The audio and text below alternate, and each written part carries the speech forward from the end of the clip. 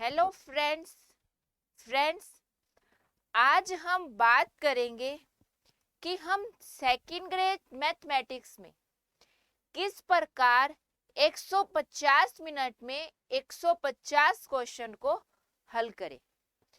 Second grade mathematics की अगर हम बात करें तो उसके अंदर क्वेश्चंस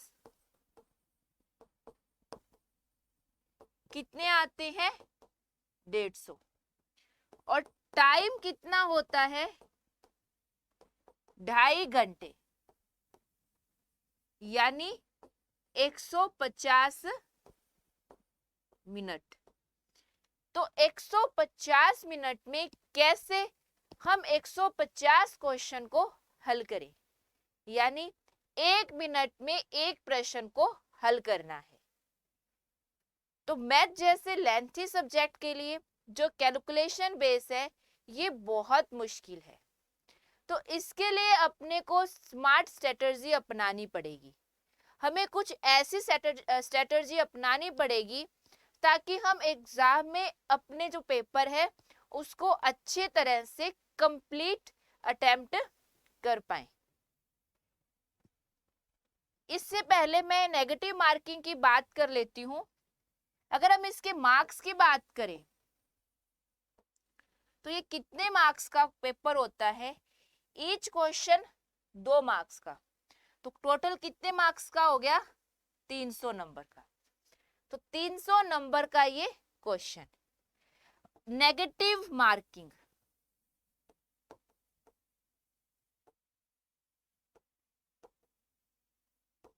नेगेटिव मार्किंग भी होती है। नेगेटिव मार्किंग में आप एक चीज ध्यान रखना, देखो अगर हम मार्क्स के अकॉर्डिंग की बात करें, क्योंकि ईच क्वेश्चन 2 मार्क्स का है, तो मार्क्स के अकॉर्डिंग इसकी नेगेटिव मार्किंग 2/3 की होती है, 2/3 की होती है। अगर हम क्वेश्चन की संख्या की बात करें, क्योंकि संख्या 150 है, तो 150 के अकॉर्डिंग नेगेटिव मार्किंग कितनी है? 1/3। यहाँ देखो आप मैथ के स्टूडेंट हो, फिर भी इस कैलकुलेशन में थोड़ी गड़बड़ कर देते हो। जब आपको मार्क्स देखने होते हैं तब तो आप तो क्या करते हो, ईच क्वेश्चन पे 2 मार्क्स लगा के अपने मार्क्स मान लेते हो। जब नेगेटिव मार्किंग करनी होती है तब आप क्या करते हो, 1/3 की लगा देते हो क्वेश्चन के मार्क्स के अकॉर्डिंग, जो कि गलत है। तो आपको 2 बातें ध्यान रखनी है नेगेटिव मार्किंग में, कि मार्क्स के अकॉर्डिंग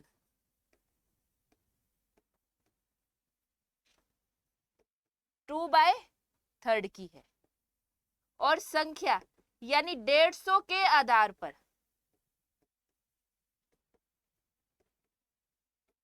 1/3 की है। तो इसका आपको विशेष ध्यान में रखना है, क्योंकि ईच क्वेश्चन 2 मार्क्स का है, तो मार्क्स के अकॉर्डिंग उसकी नेगेटिव मार्किंग 2/3 की रहेगी। अब हम हमारे मेन टॉपिक पे आते हैं, जिसमें हमें 1 मिनट में एक क्वेश्चन को अटेम्प्ट करना है। तो आप देखिए, सेकंड ग्रेड मैथमेटिक्स की अगर अपने बात करें तो इसमें 3 क्वेश्चन है। आप तीनों क्वेश्चंस पे अलग अलग टाइम डिवाइडेशन कीजिए। तो सबसे पहले आप कीजिए टीचिंग मेथड। सबसे पहले आप टीचिंग मेथड्स को अटेम्प्ट कीजिए। कोई कैलकुलेशन नहीं, अगर हमें क्वेश्चन आता है तो आता है, अगर नहीं आता तो ऐसा नहीं है कि हम कैलकुलेशन करके उस क्वेश्चन को अटेम्प्ट कर सके। कितने क्वेश्चन आएंगे इसमें से? 20 क्वेश्चंस आएंगे। टीचिंग मेथड के लिए मैंने पहले भी बताया है, डॉक्टर एस मंगल की आपको बुक पढ़नी है। तो ये 20 क्वेश्चन के लिए आपको कितना टाइम देना है? आपको इसके लिए 5 से 7 मिनट देने हैं। हाईएस्ट आपको 7 मिनट लगाना है, 7 मिनट से ज्यादा आपको इस पोर्शन में नहीं लगाना। 7 मिनट के अंदर ये 20 क्वेश्चन आप इजीली अटेम्प्ट कर पाओगे। अब आप आगे देखिए, कि इसमें क्या करना है आपको, ऐसा नहीं है कि एक आपने टीचिंग मेथड के क्वेश्चंस देख लिए भी, ठीक है ये बाद में देखेंगे, ये बाद में देखेंगे, नहीं, आपको इन्हीं 5 से 7 मिनट के अंदर टीचिंग मेथड के जो 20 क्वेश्चन है उनको अच्छे से देख लेना है। जो अटेम्प्ट करने हैं कर लीजिए, जिनको आप छोड़ना चाहते हैं वो छोड़ दीजिए, बाद में इनको नहीं रखना। यानी 5 से 7 मिनट के अंदर इस क्वेश्चन को क्लियर कर देना है, फिर पेपर में दोबारा इनको मत देखना। नेक्स्ट, टीचिंग मेथड करने के बाद आप कीजिए बीएससी वाला क्वेश्चन। बीएससी वाले क्वेश्चन में से कितने क्वेश्चन आएंगे? 40 क्वेश्चंस। देखो जो बीएससी वाला क्वेश्चन है उसमें क्या रहता है कि क्वेश्चन है ज्यादा घुमाकर नहीं आते। आपकी बुक में से जो क्वेश्चन आएंगे, मतलब जो आप बुक पढ़ रहे हो, मेरी भी बुक मार्केट के अंदर है, एक बीएससी क्वेश्चन की है, सिहाग पब्लिकेशन की है, आप वो बुक पढ़ सकते हैं। इसके साथ आप नवकार, जेपीएच, हिंदी ग्रंथ अकादमी में से कोई भी एक बुक पढ़ना, ज्यादा कलेक्शंस मत कीजिए इसके अंदर। तो वहां से आप जब पढ़ोगे इस क्वेश्चन को तो इजीली आप ये 40 क्वेश्चन आपको हूबहू देखने को मिलेंगे। 40 में से एग्जैक्ट 40 तो मैं नहीं कहूंगी, पर लगभग 30 से 31, 25 से 30 क्वेश्चन आपको एग्जैक्ट बिल्कुल डिजिट को चेंज किए बिना आपको देखने को मिलेंगे। तो इस बीएससी वाले क्वेश्चन में कुछ क्वेश्चन आपको लर्न करने पड़ेंगे। तो जो लर्न किए हुए क्वेश्चन है वहां आपका टाइम कम लगेगा। और वैसे भी अगर हम बात करें तो इसके अंदर एब्स्ट्रैक्ट, एल्जेब्रा,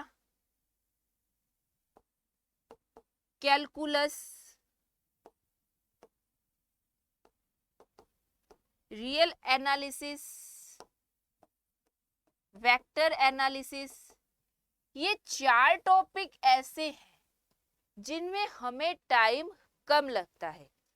हालांकि रियल एनालिसिस है ये टॉपिक टफ माना जाता है, पर अगर हम इसमें स्टेटमेंट वाले क्वेश्चन की बात करें जहां से डायरेक्ट स्टेटमेंट्स आते हैं तो वो क्वेश्चन में आपको टाइम कम लगेगा। बाकी कन्वर्जेंस है इस टॉपिक का, तो कन्वर्जेंस में बहुत ज्यादा टाइम नहीं लगता, ठीक है। कैलकुलस है, इसमें भी कैलकुलेशन ज्यादा नहीं है, मैं ये नहीं कहूंगी, लेकिन है, लेकिन ज्यादा टाइम नहीं लगेगा। वेक्टर हुआ, एब्स्ट्रैक्ट एल्जेब्रा में तो न के बराबर कैलकुलेशन है। तो ये वाला जो क्वेश्चन है इन्हें आप कम टाइम में कर सकते हो, यहाँ प्रैक्टिस कीजिए। इसके साथ NA, LPP, statistics and dynamics,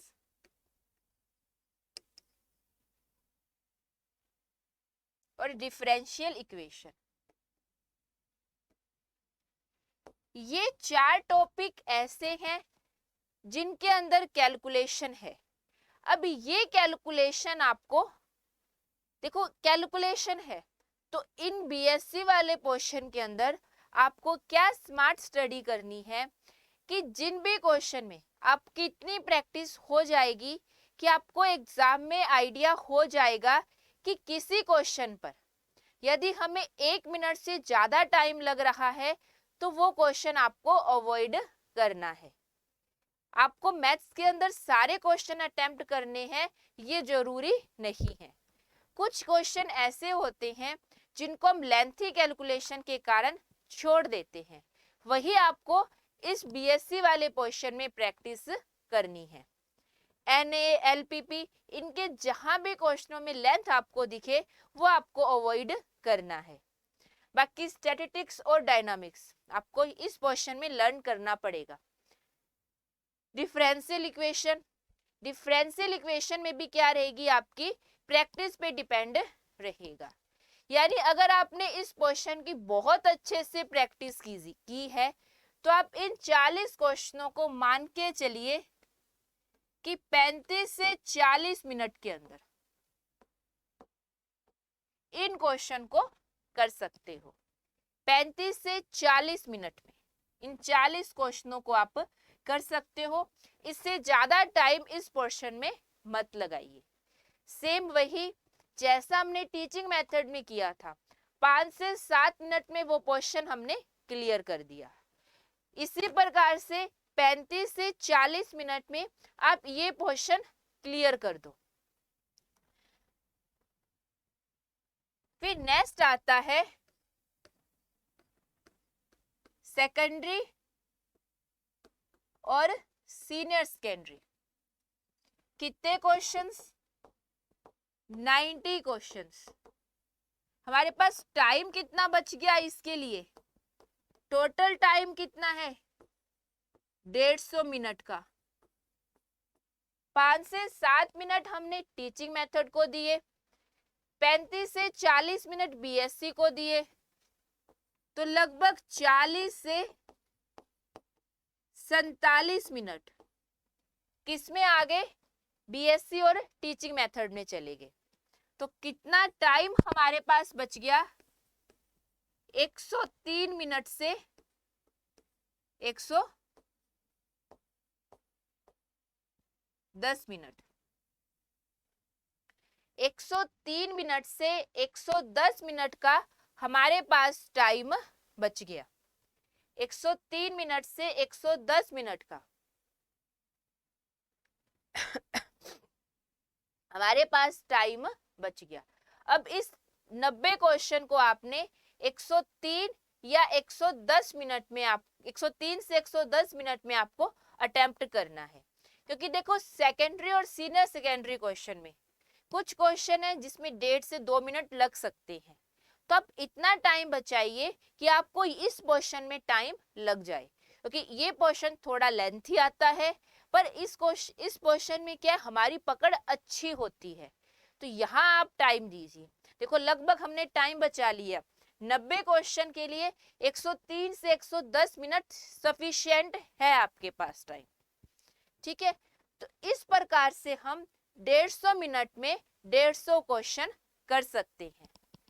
कोई भी ऐसा नहीं है कि कोई क्वेश्चन आपसे छूट जाएगा। आप प्रत्येक क्वेश्चन पर जितना मैंने बताया है उसके अकॉर्डिंग स्मार्ट स्टडी कीजिए। अगर आप इसमें चाहते हो तो आप 90 क्वेश्चन को 90 मिनट दे दीजिए, थोड़ा सा टाइम बचा लीजिए ताकि आप दोबारा से पेपर की रिवीजन कर सके। पर मेरा मानना है कि वो उसके बजाय आप प्रत्येक क्वेश्चन को कंप्लीट करते जाइए, वो द बेस्ट है। तो इसमें आप कुछ टिप्स का भी ध्यान रखना कि एक तो ये चीज है कि जो क्वेश्चन आपको नहीं समझ में आ रहा उस क्वेश्चन को मत कीजिए, वहां आप टाइम वेस्ट मत करो। लास्ट में अगर टाइम बचता है, बाकी बचने की संभावना नहीं रहती, तो आप उस क्वेश्चन को टाइम दे सकते हैं। सेकंड चीज, जिन क्वेश्चन में आपको ज्यादा टाइम लग रहा है, आपको 2 से 3 मिनट या 2 से 5 मिनट का टाइम लग रहा है, तो आप उस क्वेश्चन को अटेम्प्ट मत कीजिए, उस क्वेश्चन को आप छोड़ दीजिए। थर्ड चीज कि आप शॉर्ट ट्रिक, हालांकि देखो शॉर्ट ट्रिक जरूरी है मैथ्स में, पर हर टॉपिक की अगर आपने शॉर्ट ट्रिक्स बनाई तो हर मतलब तो इतना होच पोच हो जाएगा कि आप पेपर को अच्छे से अटेम्प्ट नहीं कर पाओगे। इसकी बजाय अपनी कैलकुलेशन पे स्पीड बनाइए, एक ही क्वेश्चन पे बारी बारी प्रैक्टिस कीजिए, एक क्वेश्चन को बारी बारी प्रैक्टिस के अंदर कीजिए ताकि वो क्वेश्चन आपके दिमाग में सेट बैठ जाए और क्वेश्चन एग्जाम में वो क्वेश्चन देखते ही आप डायरेक्ट उसके आंसर पर टिक करें। इस प्रकार ये कुछ टिप्स को फॉलो करके आप इजीली 150 मिनट में 150 क्वेश्चन हल कर सकते हैं। इस प्रकार से आप स्मार्ट स्टडी कीजिए तो मेरा मानना है कि आप सेकंड ग्रेड मैथमेटिक्स को इजीली टॉप कर सकते हैं। तो आज इतना ही। Thank you.